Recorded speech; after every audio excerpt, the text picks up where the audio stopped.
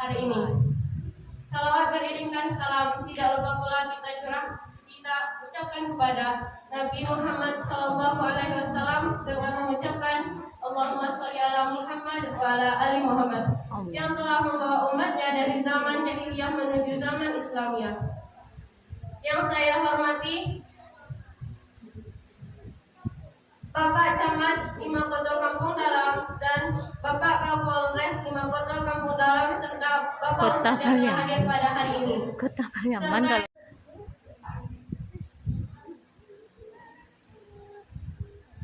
Bismillahirrahmanirrahim.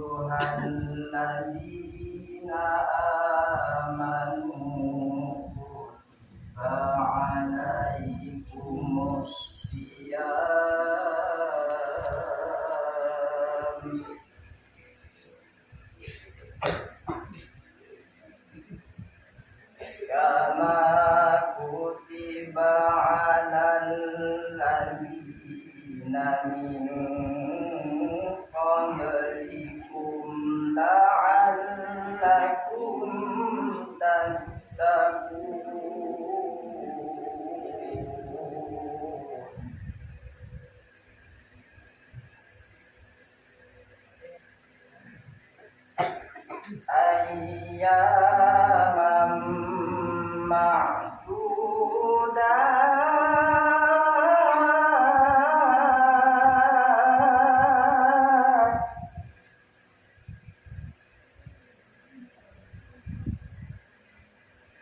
Faman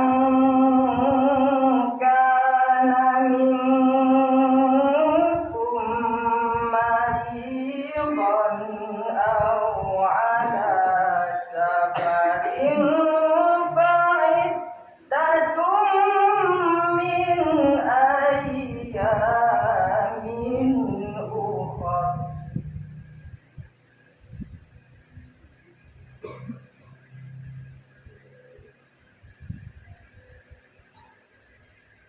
Wa 'alal ladzina yutiqunahu fidyatun ta'amu miskin.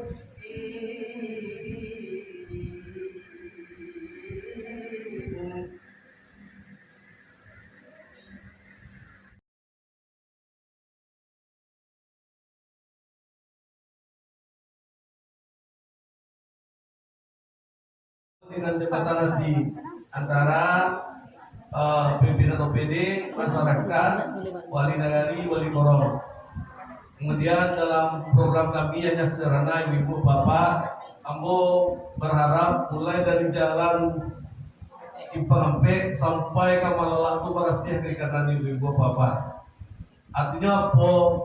Kalau seandainya tumbuh hajur berumpit di kiri kanan, artinya itu akan mempercepat usahanya jalan. Tapi dengan bantuan ibu-ibu bapak nanti yang inilah polisi ini sering dibenci oleh masyarakat. Saya contoh judi, apakah di agama dilarang? Ditangkap sama polisi, pasti marah. Kemudian minum minuman keras, mabuk, dilarang nggak di agama? Ditangkap sama polisi, dibawa, pasti. Kemudian Bapak Camat, beliau hadir untuk melayani kita semua. Yang sama-sama kita hormati Bapak Wali Nagari, Wali Korong, serta jajarannya di bawah. Kemudian yang sama-sama kita hormati Nini Mama Alim Ulama Cedia Pandai, Kurang Sumando, serta pemuka masyarakat, jamaah musala at-taubah yang berbahagia. Ibu-ibu dan bapak sekalian, ceramah kita atau tausiah kita pada hari ini, pada malam hari ini tentang nuzul Quran. Iya, Bu? Tapi kalau ambo ceramah, saya saya ini tausiah nggak pandai melucu. Kok lalu dah dulu. Beko langsung sudah menjawab kepada ibu-ibu dan bapak sekalian. Mungkin secara formal awak baru bersebut bermuajah ambo kapak guru tagade maha kalubu Allah asli Padang Panjang bertipu Padang Panjang. Jadi kapak guru tagade maha kalubu Allah tidak saja puji dia orang bertipu tidak tetapi dia. Tapi Pak jo kampung dalam mula saja ketek. Ado kurang tua ke ambo di Luya Tangka. Saja ketek mula tu. Kan kemarin dan mana Pak? Almat sudah meninggal beliau. Ibu-ibu dan bapak sekalian, saya di kantor bersama-sama dengan kawan-kawan Pak Samsudin. Itu kami sama usahakan kuwana saruang kami. Beliau pemandangan baru. Kemudian Pak Samsuati kami sama-sama di kantor dengan Bapak guru kita. Bapak dan ibu-ibu sekalian, kajian tidak lama-lama dulu sampai sudah aja lah. Kajian ini lah dibaca de anak awak tadi. Syahrul Ramadan alladzi unzila fihi al-Quran hudan lin-nasi wa bayyinatin minal huda wal furqan. Panjang lebar ujung itu. Kajian awak kini tentang nuzul Quran. Nuzul itu bahasa Indonesianya turun. Turun itu dari bawah kate atau dari kate ke bawah? Turun. Santiang orang situ dalil dia dan turun itu dari atas ke bawah. Lain tamat teka sedolah.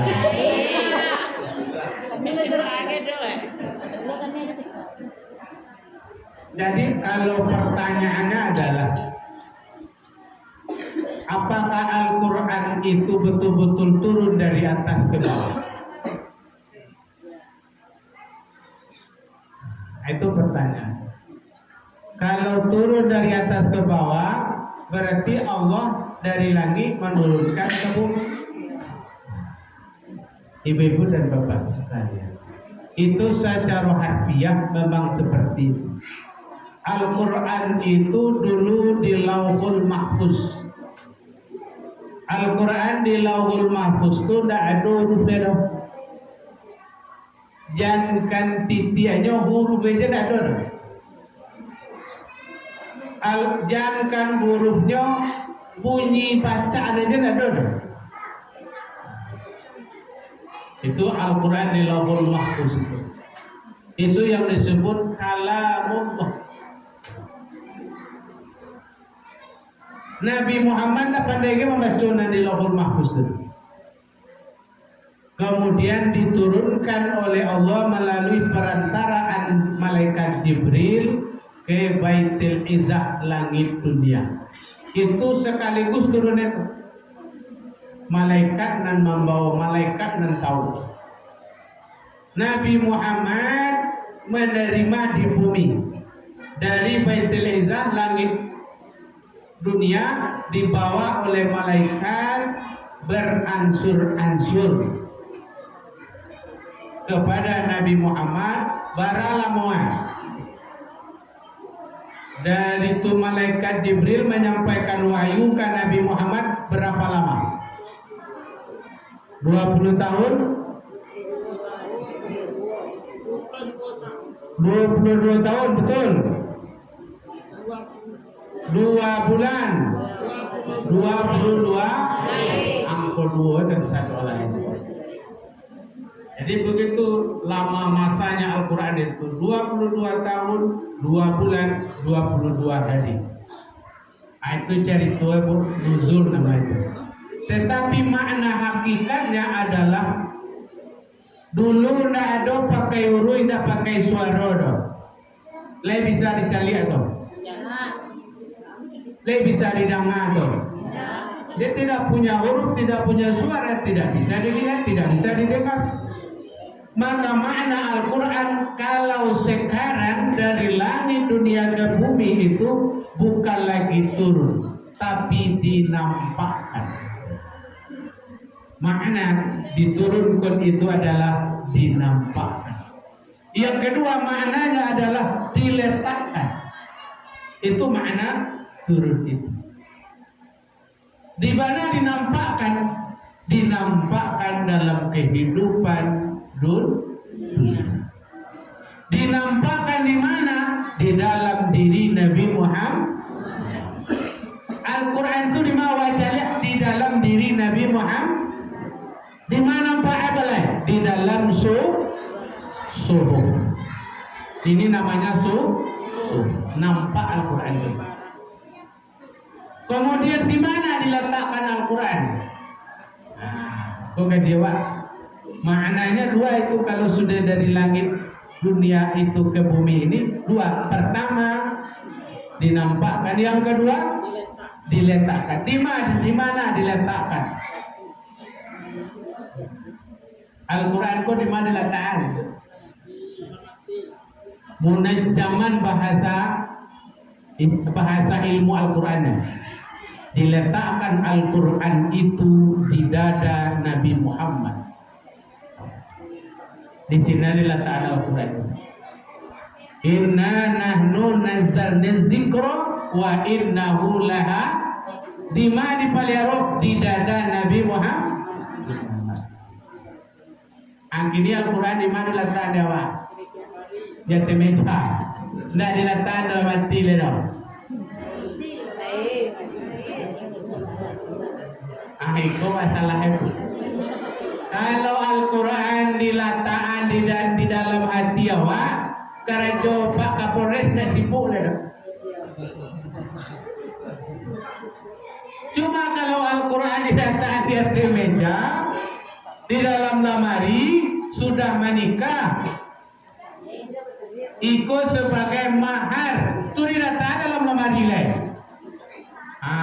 Itu pun jadi masalah ini. Jadi al-mawdu' Al-Quran itu Al-Quran diletakkan munajjaman di dalam dada, di dalam hati. Itu kajian dan kulit-kulit je baru.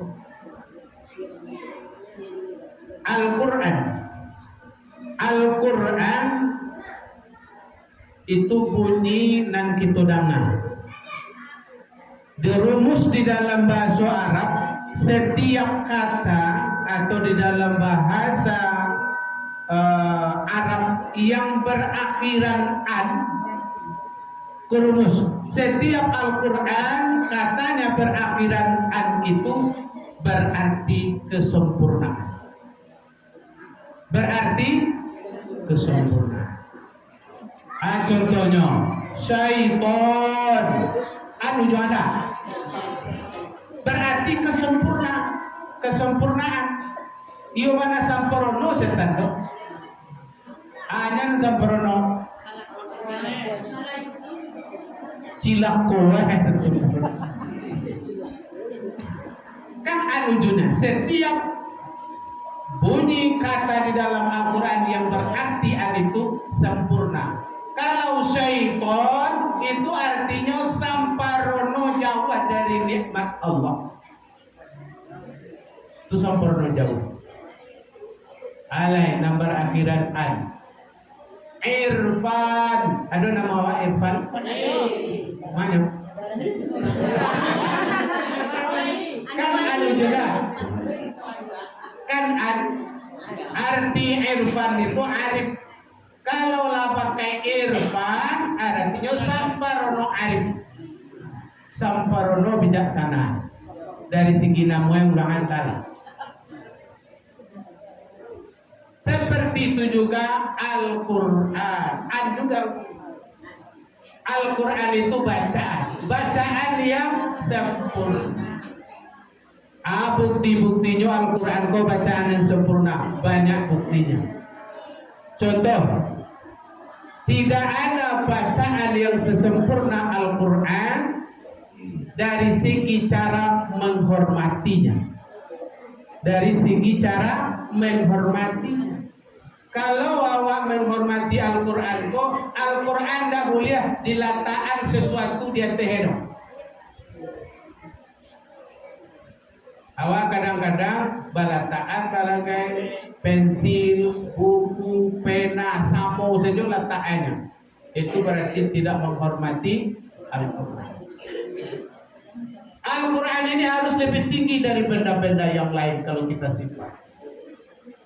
Membawa Al-Quran bagaimana caranya? Harus tidak? Tidak lo perlu dijunjung mana? Tetapi jangan dijinjang sama membawa benda aja. Itu tidak menghormati. Sebab dia bacaan yang sempurna. Kalau buku-buku lain pasti awak lah. Bukan lima kawan lataan buku itu lah ta'ala. Karena dia bukan bacaan yang sempurna. Tetapi kalau Al-Quran dia bacaan yang sempurna. Kan aneh. Yang kedua, tidak ada bacaan selain Al-Quran yang ditentukan cara membacanya. Ada ilmunya, malah ada ilmunya. Namanya ilmu tajwid. Adalah ilmu tajwid untuk membaca buku-buku yang lain? Ada. Kalau Al-Quran, itu namanya ikhfa. Itu nama bacanya izhar. Iku ikhlas, iku idgham, iku idgham bila guna. Ditentukan cara membaca. Ada ilmunya, namanya ilmu tajwid. Dibaca buku novel, lihat tak kasih cara. Buku baca buku saja, ada seperti itu. Enggak. Ditentukan cara membaca. Berarti tidak ada bacaan yang lebih terhormat, yang lebih sempurna selain Al-Quran. Sebab Al-Quran ditentukan cara membaca. Dimawa ibtida, dimawa waqaf. Ditentukan atau? Ibtida itu artinya. Nah, itulah mutajwid tiga kalian dua lebaran dia mengerti. Ibtida itu artinya memulai. Waqaf artinya berarti ibtida waqaf harus jalan. Inna a'tayna kal kausar. Nah, itu tidak boleh sudah. Itu semua juga berarti di tengah-tengah batang air manyui lawannya. Jadi ada ibtida, ada waqaf. Ditentukan. Bila awak boleh berarti, bila awak tidak boleh berhenti. Ditentukan cara. Tidak ada bacaan yang selain Al-Quran seperti itu. Makanya Al-Quran itu bacaan yang sempurna.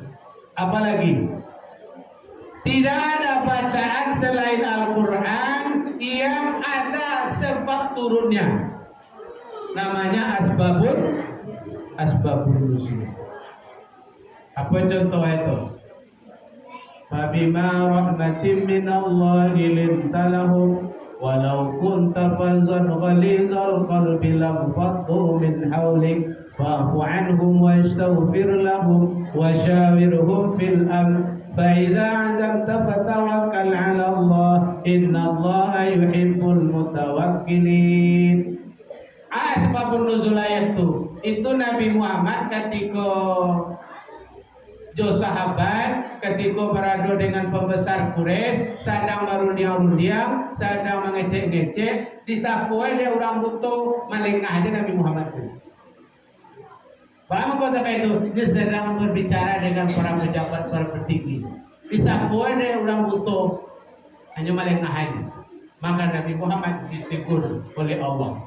Fabima rahmatin minallahi lintalahum. Maka dengan rahmat Allah, hendaklah engkau berlaku lemah lembut kepada mereka. Walau kunta fadzan ghalizal qalbi, kalau engkau berlaku kasar kepada mereka, lamfattu min haulik, mereka akan lari dari kamu. Fa'fu anhum, maafkanlah mereka. Wastaghfir lahum, mohonkan ampun kepada Allah terhadap kesalahan. Wasyawirhum fil amri, bermusyawarahlah dengan mereka. Fa idza azabta fatawakkal Allah. Kalau engkau sudah lakukan lemah lembut, tidak kasar, pemaaf, mendoakan, bermusyawarah, hendak juga lo serahkan kepada Allah. Fa idza azabta fatawakkal Allah. Innallaha yuhibbul mutawakkilin. Allah suka kepada orang yang bertakwa. Jadi ada sebab turunnya ayat itu. Karena Nabi Muhammad malaikat disambut oleh ulang biasa, bahkan ulang mustoleh. Ditegur oleh Allah. Maka jangan seperti itu, jangan kasar tuh. Awalnya ya do kasar, ibu-ibu, leda. Azan tiang dong. Kalau di Lubuan lo tak apa kok. Di Lubuan bang, pulang rumah ambo punya anak 3. Mulai aku cari, mohon maaf nih Pak, kalau bahasa Minang ini campur-campur. Ngerti tak ya?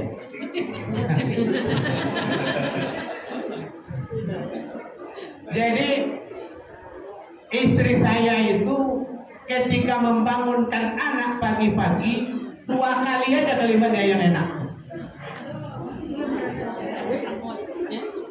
Yang ketiga tidak enak lagi. Nah, bangunan nah. Nyolah lo jo dah muah dah. Jago lah lain, dah ke sekolah kan. Nah, ketiga buat tikau lah ke sekolah kayak dah. Akasan. Ini cek matonya. Kalau kami ansur aja Pak Buat. Jadi ince matonya lun tabulalang le ala diberangi Jawa. Kalau kita berlaku kasar seperti itu, walau kunta fazzan ghalizal qalbi lam fatu min haul. Kalau engkau berlaku kasar kepada mereka, mereka akan lari daripada kamu. Ndak kata sanang itu, ndak kata mandaki anak itu. Awal kasar-kasar itu di malo yang kereke. Apa polisi tahu benar? Makanya Pak Polisi santun melayani. Kalau kasar saja dulu pulang tu lagi lah. Oh polisi itu lagi ini lah. Aturan kemalapor tak jadi dah. Jadi maka kita harus berlaku lemah lah. Yang kedua pemaaf. Apa tanya mana sulit memberi maaf atau meminta maaf? Nama sulit meminta, iya meminta maaf. Sulit meminta maaf paling kurang 2 kali setahun tahu aja dah teman. Hari Raya Idul Fitri dia Idul Adha kita tahu aja dah pasalaman teman. Walaupun ana maaf tu nan sebenarnya. Nah maaf tu isqatul qati wan nisyan anil afar, menggugurkan kesalahan orang lain kepada kita baik yang disengaja atau tidak disengaja. Itu nama memberi maaf. Menggugurkan kesalahan orang lain kepada kita baik yang disengaja ataupun lain tak karena lain kesalahan orang lain itu kawan. Walaupun licin telapak tangan basalaman tapi tekan aja baru anu sampai kepada hakikat maaf. Iya Pak, ini kami ke memaafkan ayah anak kami jam dia Ibu-ibu dan bapak sekalian, maka jiwa pemaaf itu penting. Hukuman bisa gagal karena maaf. Keputusan hakim bisa dibatalkan karena ada maaf. Contohnya, ambo membunuh Pantas Sudika. Umpamanya Nyala muna sobangan na video ko dibunuhan lain. Dibunuhan dibuktikan secara hukum terbukti salah membunuh, maka hukum kamu hukum kisah dibunuhlah. Tapi dia keluarga Pak Basudin ko uang pasugau, uang pengaji, tanah ada dia untuk musalah. Ada dituduh, kamu maafkan jelah Pak Hakim, tak usahlah dikisah sama Pak Ustadz itu ibu awan, gagal hukuman kita. Karena ada aku contoh aja kawan nambo malam tak orang ketika kuliah di Lubu Aduang dulu. Dari Padang ke Padang Panjang naik Honda tipu di Lubu Aduang anak gadis orang diletakkan. Anak gadis sekolah kita main kuliah lo marabola ya hanya. Sudah tuh ditahannya kawan nambo malam tak kau di rumahan. Tak boleh dibawa. Sebelum tiba keluarga sekolah. Wah, nak anda barang kan kalau luku-luku lecet segini nya.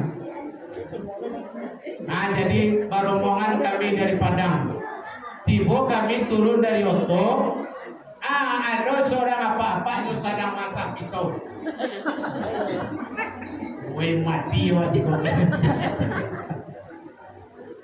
Sudah tu karena mayu awak salah malantak udang. Awak di bawah nama dicaca jawab dia Tuhan. Tapi dia karena ada keluarga kami itu orang pandai lo mengecek dengan lemah lembut bermusyawarah akhirnya saling maaf. Nak sampai ke Pak Polisi dah. Di Pak Polisi dah apa harinya kalau lah selesai secara musyawarah. Sudah tu balik. Karena kewajiban orang nama lantak kau mau magi mantan mantan terjadi silaturahmi. Tidak beberapa tahun itu nggak bisa tu. Karena apa? Karena memang bisa gagal dapat rahmat gitu. Jadi ibu dan bapak sekalian, maka itulah kehebatannya Al-Quran itu. Ibu-ibu dan bapak sekalian, itu baru dari segi makna secara harfiah dari Al-Quran. Yang ketiga, kehebatan, tidak ada bacaan yang paling lebih mulia daripada selain baca Al-Quran. Karena apa? Karena Al-Quran bisa dihafal. Tidak ada bacaan yang bisa dihafal selain Al-Quran. Dan usah setapa kepada buku agak 10 halaman aja buku lain siapa 10 halaman aja nggak usah 10 halaman undang-undang dasar 45 boleh apa aja coba lain-lainnya coba nggak sampai 2 halaman kira itu coba boleh apa bagian sekolah bisa lain-lain itu bisa apa tapi Al-Quran 114 ayat 114 surat 340.740 ayat bisa dihafal. Siapa yang menghafal? Anak kecil pun bisa menghafalnya. Coba bayangkan itu sekitar 2 tahun atau 3 tahun yang lalu di TV ada seorang anak yang dinyatakan lumpuh otaknya yang lumpuh. Namanya Muhammad Najah. Lain terkenal lain bentuk TV. Muhammad Najah, lumpuh otak itu. Bisa hafal Quran, padahal otaknya sudah lumpuh. Makanya tidak ada bacaan yang bisa dibaca, dihafal seperti Al-Quran. Itu kehebatannya Al-Quran, bacaan yang sempurna itu. Kemudian ibu-ibu dan bapak sekalian, Al-Quran itu kehebatannya bisa ditantang cara membuatnya. Siapa yang mampu membuat semisal Al-Quran ini, silahkan coba. Sianan talo, sianan santial, sianan hebat, coba buat seperti Al-Quran ini. Fa'tu bisu Faktu di surat itu. Coba, tidak ada bacaan yang bisa ditantang seperti itu selain Al-Quran. Lalu orang mencoba menandingi bacaan Al-Quran itu pada masa sahabat, keluar darah di tak lupa apa namanya, tak kenal dah, sama lupa dah. Ada lagi orang ahli kaligrafi, orang yang pandai menulis Al-Quran indah. Kaligrafi itu dijualnya, dia buat paling indah, paling bagus, akan dijualnya kepada seorang ulama. Tapi sengaja ditinggalkannya satu alif itu jadi ditinggalkan, sengaja. Lalu ditawarkan kepada ulama ini, kalau awak membaca kaligrafi itu tidak pandai awak membaca itu, tapi banyak kilo-kilo itu. Dan kontemporer itu boleh supaya membaca, dibaca ada dia kok. Berapa dua kok? Iko ada gue kalau kau orang tu ya 2 juta. Kalau kau ya 1,5 juta je lah. Kata buya ko. Angku agiana kamu kaligrafi ko tak kamu terima ko. Bang benda buya. Karena engkau sengaja meninggalkan alif, atau dia engkau tinggalkan satu alif di dalam ayat ini. Begitu hebatnya Al-Quran itu. Satu alif saja ditinggalkan, orang akan tahu. Maka kenapa? Karena Allah yang menjaga Al-Quran. Dari mana dijaga? Di hati, diletakkan di hati, dinampakkan oleh Allah nur dan cahaya di itu Al-Quran. Makanya anak-anak ini telah hafal Al-Quran. Sudah hafal umur 10 tahun dan 30 juz. Padahal itu sebetulnya tidak asing. Imam Syafi'i umur 7 tahun sudah hafal Al-Quran. Tapi ada satu kali peristiwa umur 9 tahun hilang hafalannya. Banyak yang hilang hafalannya. Lalu dia mengadu kepada gurunya. 7 tahun sudah hafal, 9 tahun ada yang hilang. Lalu dia mengadu kepada gurunya. Ada syairnya. Syakautu ila waqi'in su'a ibsi fa arsyadani ala tarakil ma'asi. Fa innal ilma nur wa nurullah la yahdi li'asi. Wahai guruku Waqi', sudah banyak yang hilang hafalanku. Maka aku minta saranmu, pendapatmu bagaimana, kenapa kau hilang hafalan saya? Dulu sudah hafal, sekarang kau hilang. Lalu dijelaskan oleh gurunya Waqi' itu. Fa arsyadani ala tarakil ma'asi. Maka guruku mengajarkan kepadaku agar aku meninggalkan dosa. Kenapa? Karena Al-Quran itu ada ilmu. Ilmu itu adalah cahaya. Cahaya itu tidak akan tembus kalau kita berdosa. Ibu-ibu dan bapak sekalian, ayat sembahyang ampun anda pe.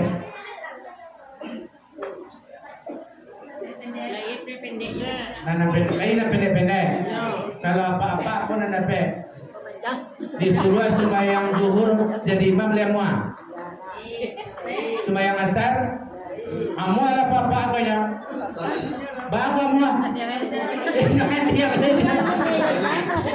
Nada pe dulu dia. Ina aja. Kalau disuruh sembahyang zuhur, sembahyang asar jadi imam dan kamu ada suruh sembahyang subuh. Apa nyampe ngomani, mani.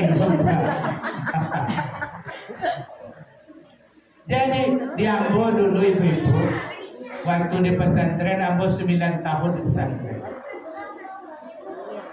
Dari surat Yasin sampai sudah hafal tuh. Tapi ketika kau uji aja, sesudah itu baik kuliah ke Padang, lah nampak anak gadis neraca lewat.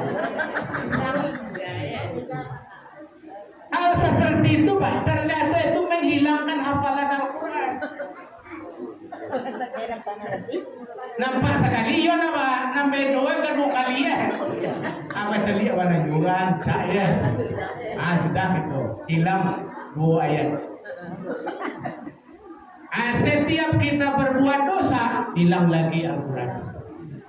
Kenapa? Karena dia ada nur, cahaya dari Allah. Cahaya itu tidak akan sampai kecuali kalau kita bersih dari dosa. Ibu-ibu kepada anak-anak kami ingin hafal Al-Quran, makanya berwudu dulu kalau ingin menghafal Al-Quran.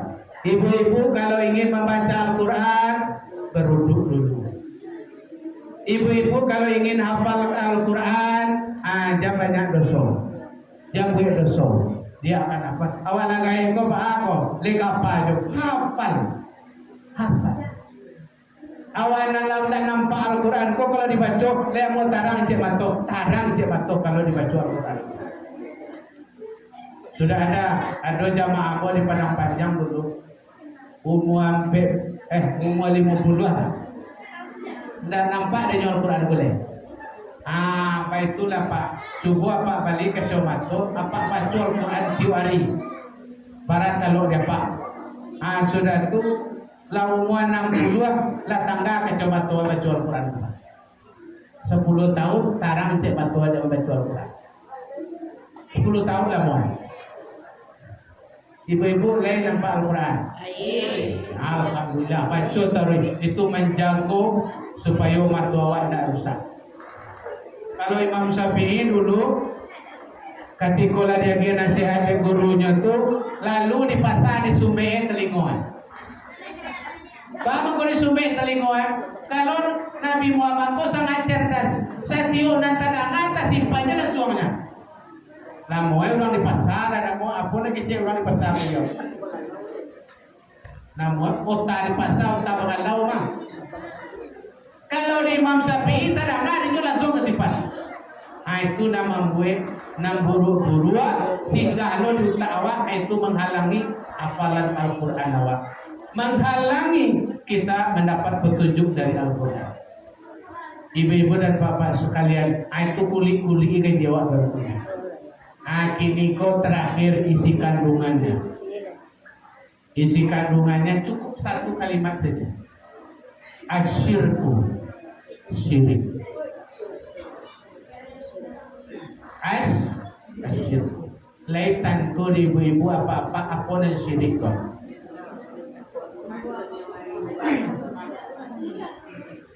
Laitan kau. Aduh. Mainnya kutukan Allah. Santiang. Aku coba contoh dulu. Dulu ketika masuk 2 tahun lalu lah COVID menjadi-jadi. Tapi jangan cerita ke politik lah. Mau mencontoh elok-elok aja. Ada seorang kepala daerah memimpin kota. Dia sujud kepada seorang dokter karena rakyat yang tidak ditampung di rumah sakit. Sujud kepada musyrik dah.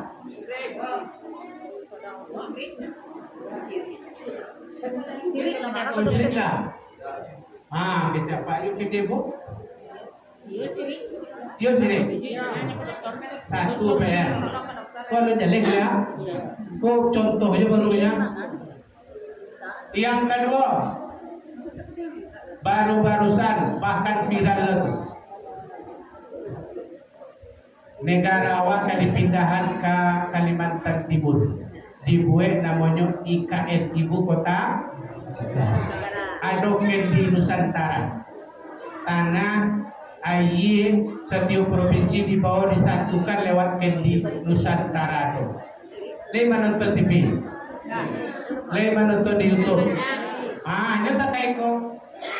Ada ide supaya setiap provinsi dibawa oleh gubernur, dibawa tanah kasengene, dibawa air, dituangkan ke dalam kendi itu.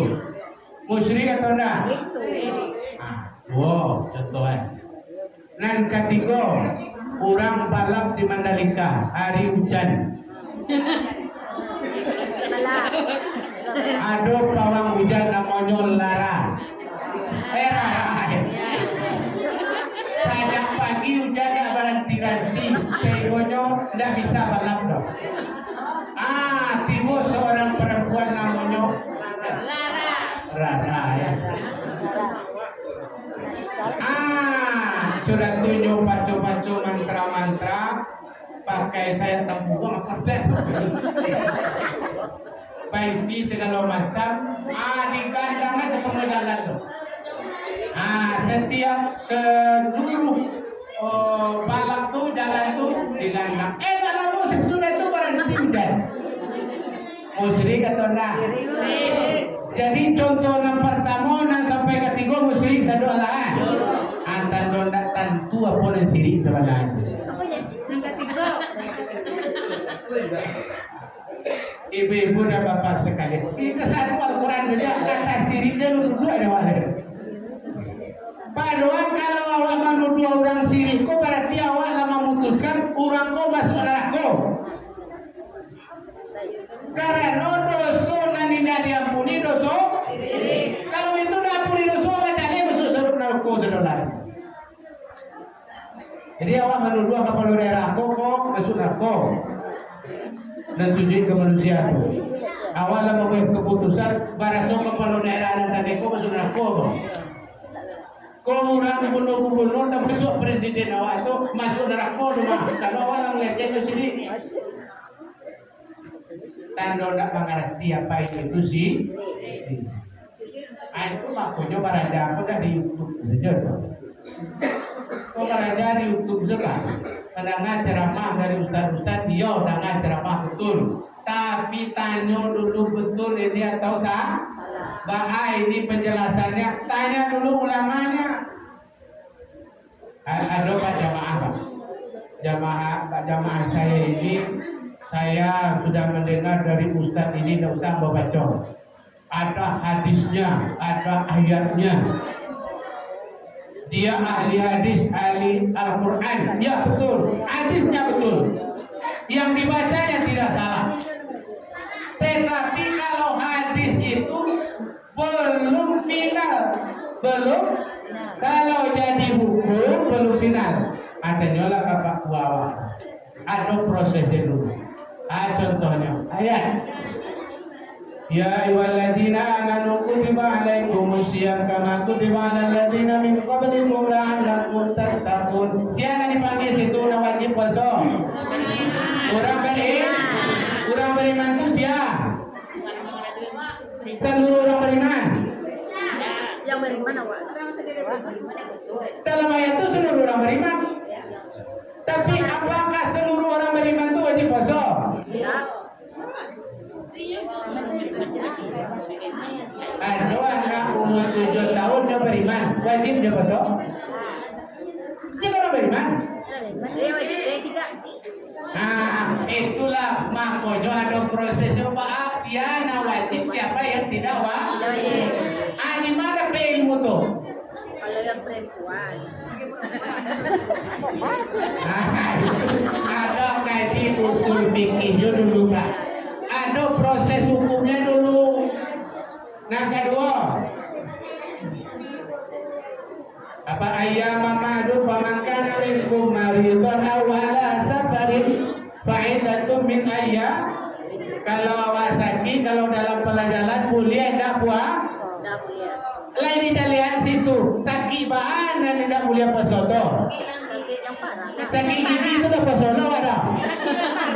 Tantu atau apu kaki dia karena batu sini itu dah puasa toh ada. Kan sakit itu. Untuk menjelaskan bahasa kita bahan yang tidak boleh puasa, namun boleh tidak puasa, ada kajinya dulu. Diproses secara usul fikih lah kemudian jadi fikih itu lama.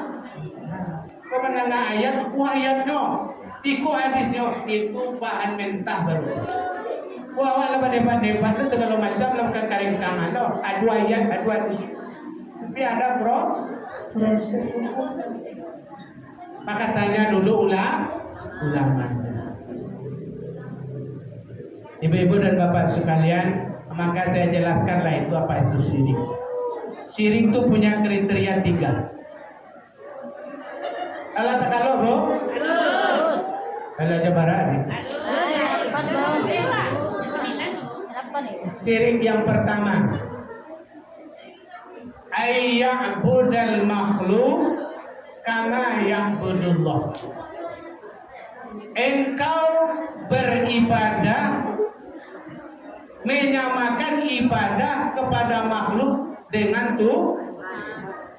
menyamakan beribadah kepada Allah dengan beribadah kepada makhluk. Itu baru syirik. Engkau samakan sujud kepada Allah dengan sujud kepada manusia, itu baru syirik. Tapi kalau daerah aku sujud ke dokter itu sama aja sujud sembahyang enggak?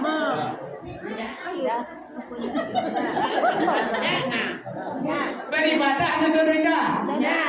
Kalau sembahyang beribadah atau enggak? Kalau sujud ke dokter itu beribadah atau enggak? Ada sama orang itu dong. Kalau udah sama bukan syirik. Kalau sujud saja awak katakan itu syirik, malaikat dulu nak pernah syirik. Itu nak perlu mesti. Kan malaikat pernah diperintah sujud kepada Nabi Adam. Siapa memerintah? Allah nama menyuruh sujud. Tidak mungkin Allah menyuruh malaikat itu syirik. Makanya tidak semua sujud itu disebut dengan syirik. Aku karena mendengar YouTube kok, mendengar kaji di YouTube.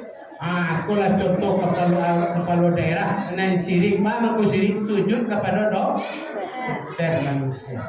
Padahal itu bukan syirik. Yang kedua, karena disebut syirik itu ayyu'azzimal makhluk kama yu'azzimullah. Mengagungkan manusia sama dengan mengagungkan Allah. Mengagungkan, memuliakan Allah sama dengan mengagungkan Allah. Itu baru syirik.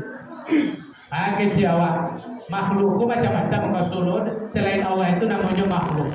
Umpamanya apa? Anjung pakai cincin bertuah. Lihat itu cincin bertuah toh. Kecil cincin pun sarapet dari mana Pak? Bertuah. Tuah cincin kau. Kalau orang sakit paru dilatak aja, cincin kau di parugan tu sanang deh. Baranti sakit paru itu. Kecil apa? Kau kecil awak diusan diam cincin kau ya bisa mantian sakit. Itu dari sini. Nah bisa menghentikan sakit itu siapa? Siapa yang menyembuhkan? Cincin itu bisa menyembuhkan? Tidak bisa. Maka kalau kita anggap bisa, maka itu musyrik. Tetapi kalau hanya perantara, itu bohong. Contohnya, awan sakimah dibali ube promah ke apotek, dimakan ube promah tuh, berarti sakimah wadanya. Upen proma itu nama dia sakit atau Tuhan? Tapi perantaraan ciri itu enggak? Ciri. Nah ciri itu kalau orang meyakini upenku namanya Yang ketiga, terakhir, ayyusawwira lahu naw'an min khasaisir rububiyyah wal uluhiyyah. Lain mengerti? Lah paham? Bang udah paham? Udah mengerti bahasa Arab gimana? Bahasa awak ibu. Awak iyo, Tuhan iyo lo. Itu bahasa awak sederhana. Awak iyo, Tuhan iyo lo. Apa dua jadi itu? Karena awak jin, karena tu dua itu musyrik. Contoh itu. Iko taruhlah iko sama tang satu. Nah satu kok bisa dibagi para saja bisa. Ambo contohkan dibagi empat. Ini dibagi 4. Bisa nggak dibagi 4? Ba'a manulinyo saparang peto. 1 angko ada teh 4. Kalau dibagi ampe dan itu ampe lo dan 1/4 ko dah. 1/4, 1/4. Di bawahnya ampe. Di atasnya angko 1. Nah, lain mengakui yang ampe itu pada soal di atas itu angko 1.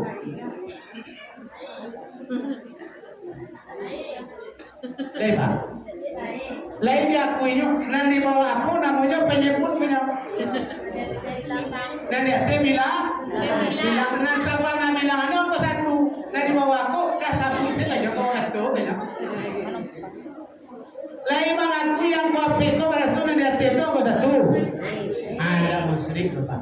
Tapi kalau laungi lo ampe ko, dicampurnya angko 1. Angko 1 tak bikin aku ciri sikut di kampung ampe itu. Maka itu namus dia berdiri sini lagi. Satu itu bakal tulan satu lah, ampe ko bakal tulan bila, itu musyrik pak.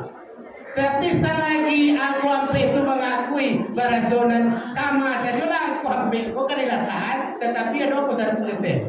Itu tidak terpisah. Artinya apa? Dia mengakui bahwa dia satu, cuma tampaknya lah. Lai paham ibu itu. Aku contohkan gini. Lai ada punya ilmu apa? Lai berilmu. Lai berilmu. Asiana punya ilmu awak itu dah. Awak nak punya ilmu itu apa? Ada orang dah umi, kau ilmu apa bah? Lai ilmu apa dah? Kalau orang seperti itu jadi musyrik ya Pak. Karena la ilma lana illa ma 'allamtani. Lain punya tenaga. Namanya kudrat. Namanya kudrat. Lain punya kudrat apa? Siapa punya sebenarnya? Letaknya di pati sabui di awak. Penyebutnya awak punya tenaga tapi yang ikatnya itu tidak musyrik. Tapi kalau awak nama waden dan santiang, waden dan kue, waden dan gagah, waden dan hebat, itu jadi musyrik ya Pak. Karena semuanya la haula wala quwwata illa billah. Aku contohin jelai terakhir, kau lalu sudah aku bayar lagi. Contohnya, sayangnya, itu dia si koko ada temani sama pas mana contoh. Dia lawannya besar. Namanya ibu-ibu kan dalih ibu-ibu, temani kan tahu nak. Alai pada mamu yang temani. Namanya apa tema? Salamu apa ibu ibu lihat dong tema ni pak.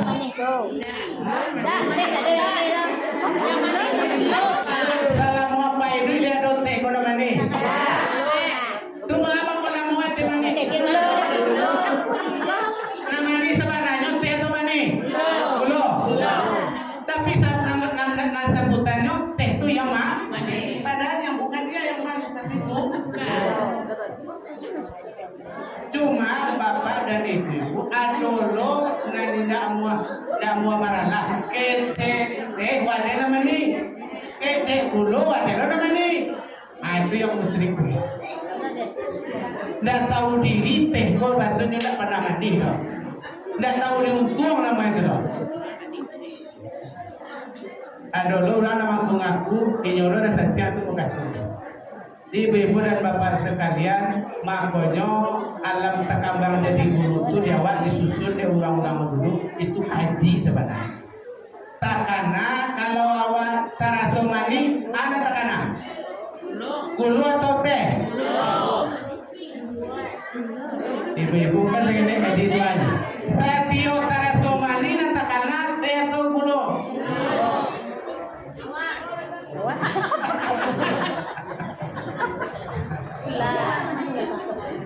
Walaupun gula itu tidak nampak.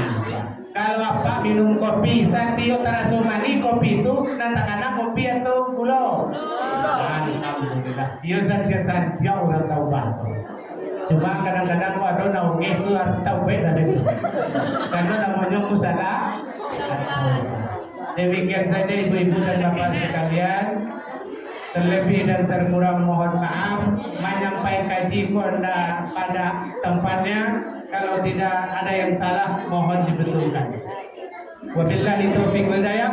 Assalamualaikum warahmatullahi wabarakatuh.